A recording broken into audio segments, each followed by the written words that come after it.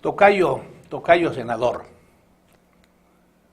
hay responsabilidad grave, imputable al Poder Legislativo en esta tardía tarea de aprobar reformas estructurales profundas en materia energética, fiscal, de derecho social, del Estado mismo, educativas, qué sé yo. ¿Hay responsabilidad imputable a los señores diputados? Definitivo, yo creo que sí, y a todo el Poder Legislativo.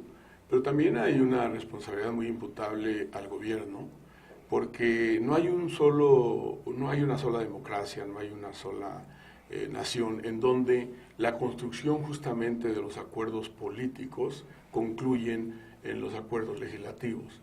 Ha sido muy difícil esta transición en términos políticos. Creo que no tenemos un modelo político de las instituciones que permitan los acuerdos. Es una de las propuestas que reiteradamente ha hecho el Senado en la necesidad de la gran reforma estructural, lo que se llama reforma del Estado, que la reforma del Estado implica reestructurar a las instituciones, a todas, incluyendo al Poder Legislativo, para que tengamos un Poder Legislativo en el cual un gobierno, dentro del marco de una relación de equilibrio de poderes como la que representa un sistema presidencial como el nuestro, también tenga posibilidad del gobierno de construir las mayorías que le permitan sacar adelante las leyes, las reformas que necesita. Está armada de tal manera nuestra estructura legal y de relación de poderes que no permite este tipo de acuerdos. Lo que necesitamos, y está implícito en la propuesta de reforma del Estado, es modificar justamente las capacidades que debe tener el propio gobierno como país presidencial, girar un poco, quizá no totalmente hacia un sistema parlamentario, pero cuando menos transitar un poco a darle al Parlamento una serie de responsabilidades que no le permitan escapar de cumplirlas, como pasa en Inglaterra, como pasa en Francia, etcétera, ¿no? Eso no lo tenemos, lamentablemente. Y por el otro lado también es necesaria, y esto yo lo reconozco no solamente de estos gobiernos, sino de varios ya atrás, es necesario construir una cultura de los acuerdos. Yo creo que en México toda negociación tiene una profunda carga política. Y es cierto que la democracia tiene ese tipo de juegos y de valores, pero nunca de tal magnitud que estos valores políticos sean los que al final de cuentas terminen imposibilitando las transformaciones que un país necesita.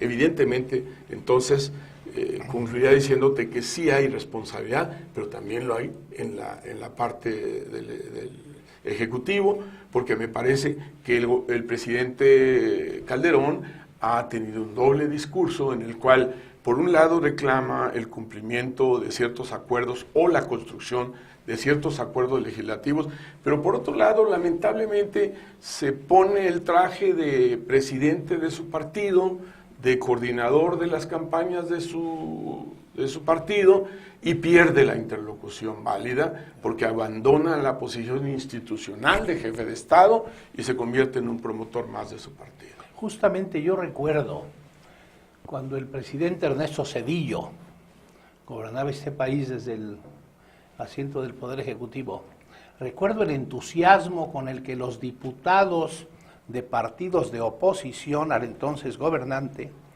recuerdo la vehemencia, el entusiasmo con que parecían disfrutar, torpedear, hundir, reventar, abortar cualquier intento de reforma que el Ejecutivo enviaba a la Cámara Baja. Pero recuerdo que años después, durante la administración de Vicente Fox, casi desfilando las mismas iniciativas que propuso Zedillo, o muy parecidas, recuerdo a los diputados de oposición al entonces nuevo partido gobernante que representaba a Vicente Fox, haciendo la mismísima tarea. Y hoy pasa lo mismo. ¿Y qué pasa con la sociedad civil? Con los mexicanos común y corrientes de la calle, Pues lo que pasa con nosotros, tocayo, es que estamos cansados, desgastados y hartos del por qué no. En lo que estamos interesados es en el cómo sí. Hay algo, tocayo, que podamos hacer los mexicanos desde la trinchera de nuestra ciudadanía, que abone el cómo sí y que incluya desde luego este giro hasta el punto y viraje preciso para acercarnos a un modelo parlamentario que facilite las cosas. ¿Hay algo que pueda hacer la sociedad civil? Sí, sí, por supuesto. Yo creo que la sociedad civil tiene un arma extraordinaria y fundamental, que es la decisión de votar por lo que considere que le conviene más al país. Y ahora los partidos están mostrando de qué son capaces, para bien o para mal, y el año próximo vamos a tener una elección y la gente ahora tiene que tomar más conciencia de que su voto cuenta y que la decisión que está tomando es mucho más profunda que cruzar una boleta. Si votar es mucho más que pararse un domingo a cruzar esa boleta, es pensar el futuro que quieres para tu país, para tus hijos. Yo creo que hay mucho más que hacer de la sociedad. De hecho, estamos viviendo un proceso muy importante en el que la sociedad justamente ha ido tomando un rol mucho más protagónico. Veamos el tema de la justicia y de la seguridad. Claro, frente a tragedias terribles, pero la sociedad se ha organizado y muchas de las reformas que ya se aprobaron en términos de seguridad pública salieron justamente por la presión que la sociedad ejerció. Los organismos civiles que tomaron un rol protagónico y, por decirlo de alguna manera muy clara, forzaron las decisiones del propio Congreso. Hoy hay muchos resultados de ello. Una reciente, la más reciente, es el tema de los derechos humanos. Es una reforma que tenía muchos años que no avanzaba en México, siendo que además México ha suscrito convenios y acuerdos internacionales, pero no se cristalizaba en la legislación nacional y por ende en la local de los estados.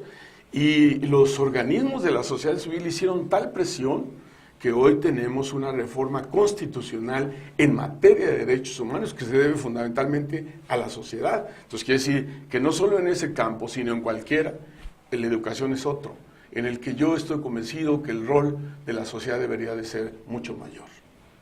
Bien, ahora bien,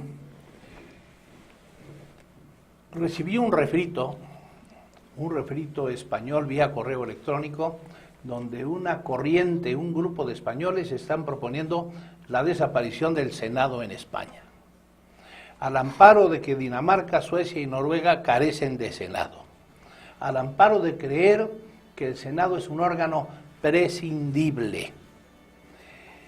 Para el siguiente bloque, estamos terminando nuestro segundo bloque, tocayo, me gustaría que habláramos de esto, si sobran senadores o faltan senadores, o sobran diputados o faltan diputados. ¿Qué haría Carlos Jiménez Macías si fuera el dueño del Senado de la República?